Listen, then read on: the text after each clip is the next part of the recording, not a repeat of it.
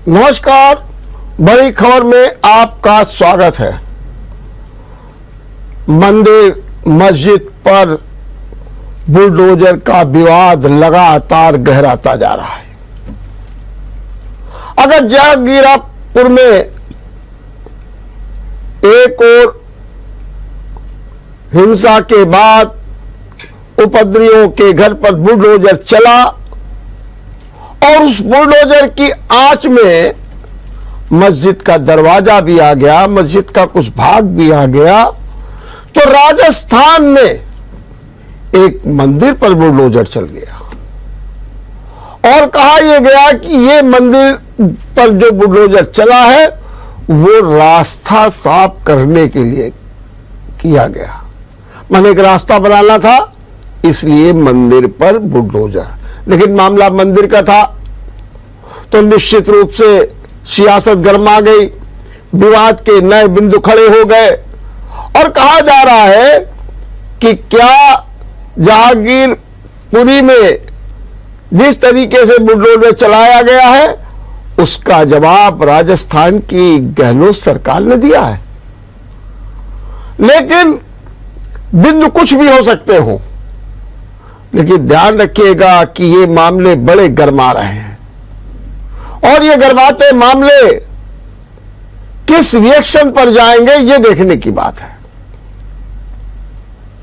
अभी दो बयान ऐसे आए हैं जिनको सुन करके बड़ी तकलीफ होती है। एक बयान आया है मुस्लिम गुरु तौफीक रजा का, कहते हैं कि 10 दिन बाद माने रमजान के बाद वो आंदोलन छेड़ेंगे, जेलों को भर देंगे और वो क्या कहते हैं, महाभारत होगा। कौन सी ये बात है, महाभारत होगा। और वही दूसरी ओर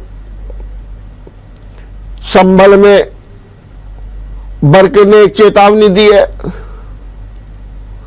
कहा यह जा रहा है कि वहां पर किसी ने हिंदू संगठन के नाम पर यह कह दिया कि मस्जिद में हम जल चढ़ाएंगे। बस फिर क्या था, इसी जल चढ़ाने पर प्रतिक्रिया व्यक्त करते हुए वर्क ने कहा कि अगर ऐसा है तो फिर खून बहेगा।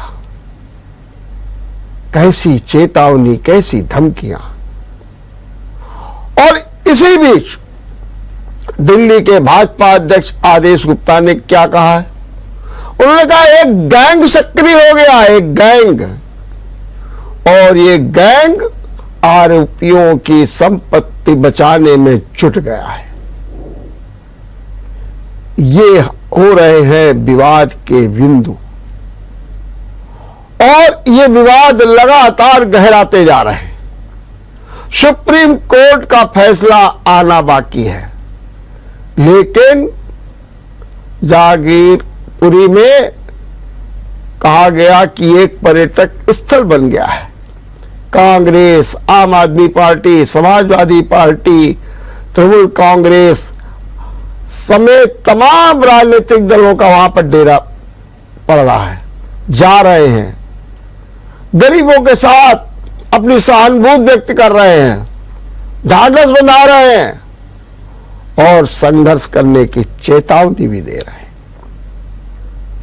ये परिस्थितियां पनप रही हैं मंदिर मस्जिद बुलडोजर पर। ये नहीं देखा जा रहा है कि किस तरीके से अवैध निर्माण हो गए, किस तरीके से अवैध कब्जे हो गए, किस तरीके से बिना नक्शा पास कराए काम कर लिया गया। और वो सब क्यों? क्योंकि आपकी एक हैसियत थी और उस हैसियत को लेकर के आपने उसके साथ बार्गेनिंग करके और अपने उद्देश्यों की पूर्ति कर ली। अब सवाल यह उठता है कि जब बुलडोजर चलता है तो आप हल्ला मचाते हैं। ठीक है, बुलडोजर पहले भी चलता रहा, हो सकता है कि इस समय कुछ ज्यादा चल रहा हो, भाई यही तो बात है ना।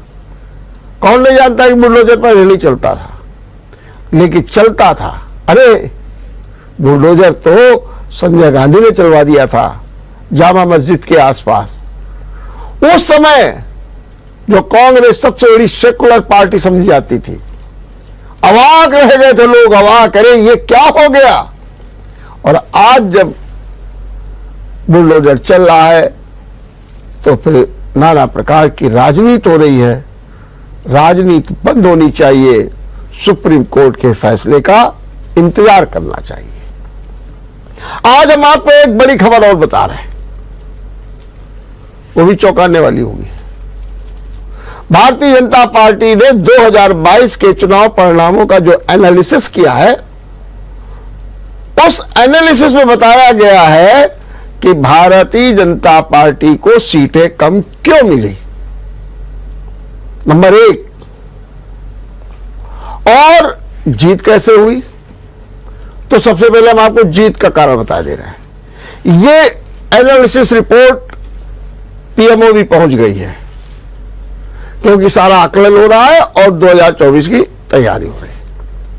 कह रहे हैं कि जीत इसलिए हो गई कि बसपा का वोट बीजेपी को शिफ्ट कर गया, और दूसरा जो फ्लोटिंग वोट होता है 5-7%, वो भी बीजेपी को मिल गया।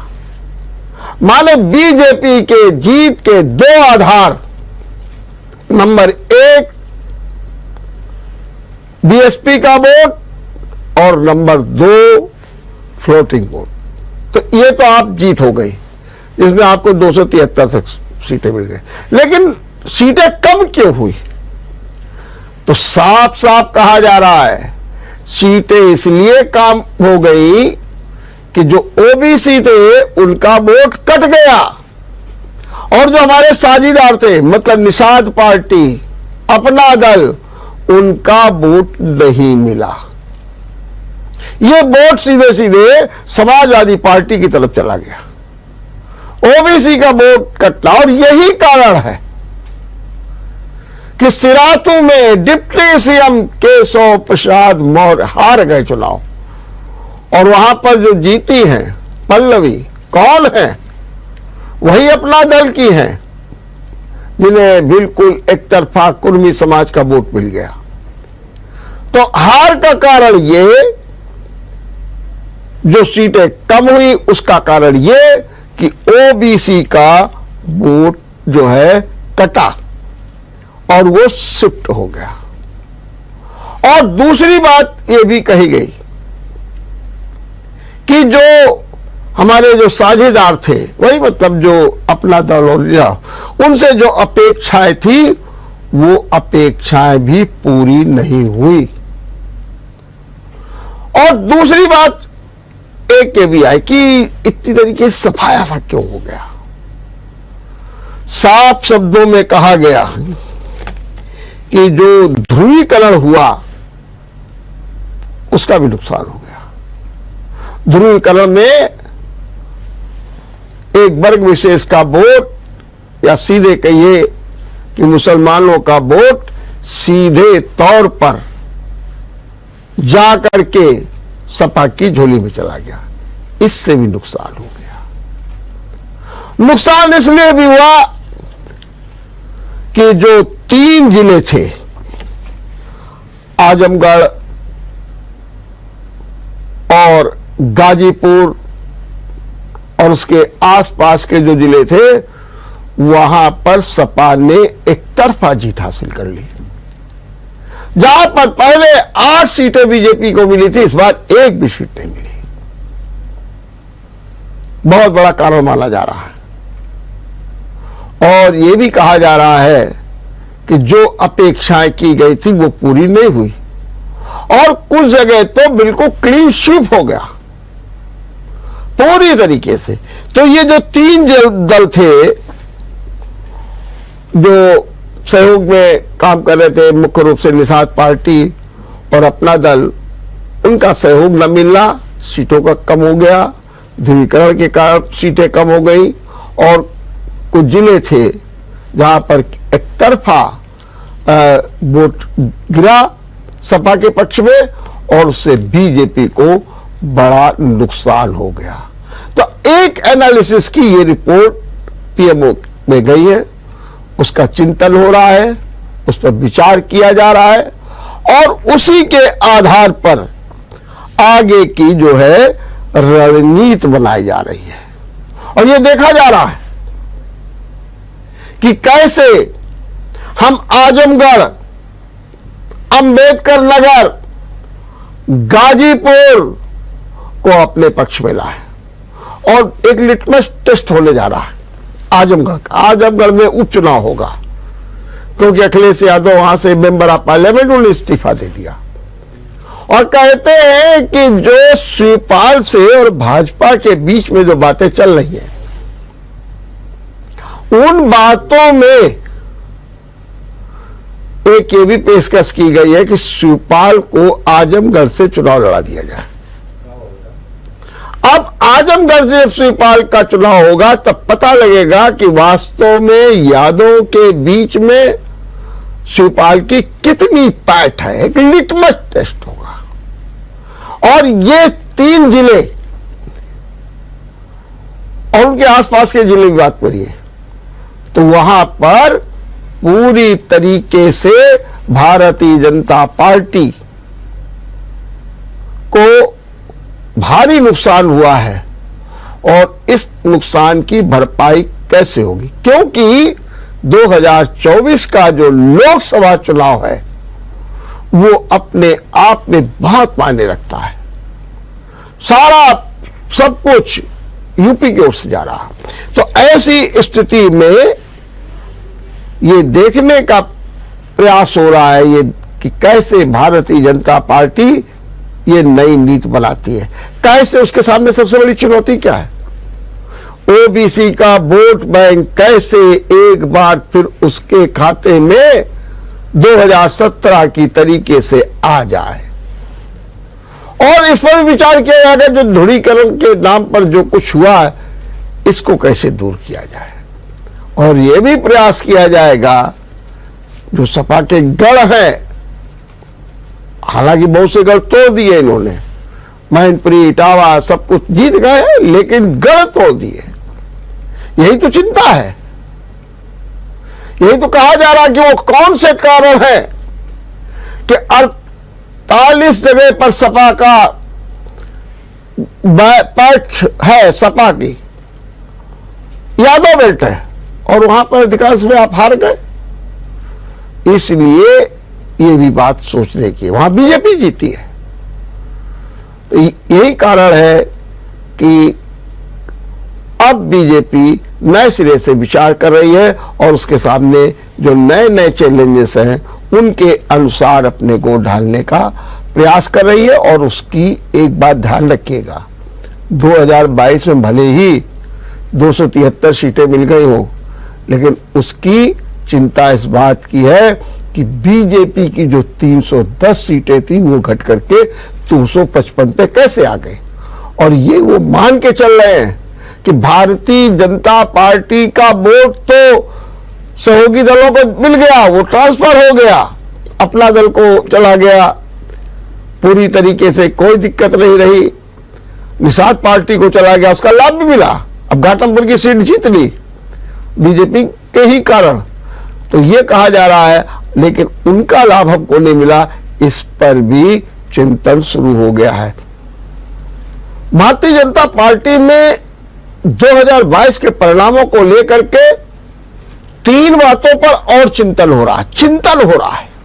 अभी वो किसी आंकड़े पर नहीं पहुंचे, निष्कर्ष पर नहीं पहुंचे। नंबर 1, 9 करोड़ लाभार्थी थे जिन्हें राशन, पूरी तरीके से बिजली, पानी और जलधन योजना, सिलेंडर, तमाम तरीके से लाभ पहुंचाया गया था। और ये लाभार्थी भारतीय जनता पार्टी की बड़ी तारीफ भी क्या करते थे, लेकिन वोट नहीं मिला। दूसरी चिंता क्या, 2017 में भी सदस्यता अभियान चलाया गया, उस समय 30 लाख नए मेंबर बने और सीटें कितनी मिल गई, 325। भारतीय जनता पार्टी के खाते में आ गई 310। लेकिन 2022 में जो सदस्यता अभियान चला उसमें 80 लाख नए मेंबर बने और सीटें घट गई, मेंबर ज्यादा। तो ये जो नए लोग बने तो कैसे इन्होंने क्यों नहीं वोट दिया, लाभार्थियों ने क्यों नहीं वोट दिया। और एक चिंतन और हो रहा है पोस्टल बैलेट पेपर को, कि अगर पोस्टल बैलेट पेपर में जिस तरीके से सपा ने वर्चस्व कायम किया, अगर यही ईवीएम में चला जाता तो सरकार बन जाती। तो इस पर भी बारीकी से अध्ययन हो रहा, वो कौन से कारण है कि पोस्टल बैलेट पेपर में सपा ने बाजी मार ली। 3 बातों पर चिंतन भी हो रहा है। खैर, आज एक बहुत बड़ी खबर और आ गई। अखिलेश और शिवपाल में जो वार पलटवार चल रहा है, उसी बीच में आज शिवपाल सीतापुर जेल में आजम खां से मिले और ये मुलाकात सामान्य नहीं थी। ये मुलाकात ऐसी नहीं थी हाँ सब आप ठीक ठाक है, कोई प्रॉब्लम तो नहीं है और कैसे चल रहा है मुकदमे का काम, ये सब नहीं हुआ। 1.25 घंटे तक, 1 घंटे 40 मिनट तक बताते हैं वार्ता हुई, लंबी वार्ता हुई और लगता है सारी भावी रणनीति बन गई। और लगता है क्या ये वार्ता जो है अखिलेश के लिए खतरे की घंटी बज गई है। तमाम बिंदु हैं जिन पर चर्चा शुरू हो गई है, सियासत गरमा गई है। और जो शिवपाल ने जेल से निकलने के बाद जो बयान दिया, वो तो उसमें और भी आजम खां के दर्द को कुरेद दिया है। शिवपाल क्या कहते हैं? शिवपाल कहते हैं आजम खां सीनियर मेंबर, विधानसभा में 10 बार जीत करके आए, लोकसभा के मेंबर और महान समाजवादी, समाजवाद के चेहरे, समाजवादी पार्टी के फाउंडर मेंबर, ऐसा व्यक्ति जेल में पड़ा है और समाजवादी पार्टी ने उसके लिए कोई संघर्ष नहीं किया, कोई आंदोलन नहीं किया। उन्होंने कहा आंदोलन किया जाना चाहिए था, आंदोलन लोकसभा तक में किया जाना चाहिए। लोकसभा के मेंबर थे, नेताजी की अगुवाई में आंदोलन होना चाहिए था, यह भी कह दिया उन्होंने। और कहा कि अगर ये आंदोलन हुआ होता, हम धरने पर बैठ जाते, प्रधानमंत्री से बात की जाती। और उन्होंने ये भी दावा किया कि प्रधानमंत्री मुलायम सिंह माने नेताजी का काफी सम्मान करते हैं और अगर नेताजी उनसे बात करते तो निश्चित रूप से ये जो हमारा समाजवादी नेता जो जिसको झूठे मुकदमों में, छोटे छोटे मुकदमों में फंसा दिया गया और आज स्थिति है कि सभी मुकदमों में उसको जमानत हो गई, केवल एक जो है मुकदमा रहेगा जिसपे बहस हो गई जमानत के बारे में, लेकिन फैसला सुरक्षित पड़ा हुआ है। अगर संघर्ष किया जाता, आज शिवपाल ने भी संकेत दिया कोई इस बारे में मुख्यमंत्री योगी आदित्यनाथ से वार्ता करेंगे। जब उनसे बहुत सवाल पूछे गए तो उन्होंने कहा ठीक है, अभी आप इंतजार कीजिए, हमारा मोर्चा बनेगा कि आजम खां हमारे साथ आएंगे, हम कहां जाएंगे, क्या करेंगे, इसमें आप लोग जल्दबाजी मत कीजिए, हम उचित समय पर सब कुछ बता देंगे। इसके मतलब बहुत कुछ रोड मैप तैयार हो गया है, आप सिर्फ उस पर मोहर लगनी है, फैसला होना है और उसकी घोषणा होनी है। लेकिन क्या ये बातें सपा को झटका देंगी? सपा के EMY जो फैक्टर है उसको धड़ाम कर देंगी? क्या सपा एक बार फिर अपने पुराने कमजोर तौर तरीके में आ जाएगी? बस देखना यही है कि शिवपाल की रणनीति कहां तक जाती है। देखते रहिए बड़ी खबर। नमस्कार। अगर आपको हमारा वीडियो पसंद आया हो तो हमें लाइक करें, सब्सक्राइब करें और ज्यादा से ज्यादा शेयर करें और हाँ, बेल आइकॉन दबाना ना भूलें ताकि हर खबर का अपडेट आप तक पहुंचे तुरंत। आप हमें इंस्टा, ट्विटर और फेसबुक पर भी फॉलो कर सकते हैं। हमारी आईडी है @JMT News।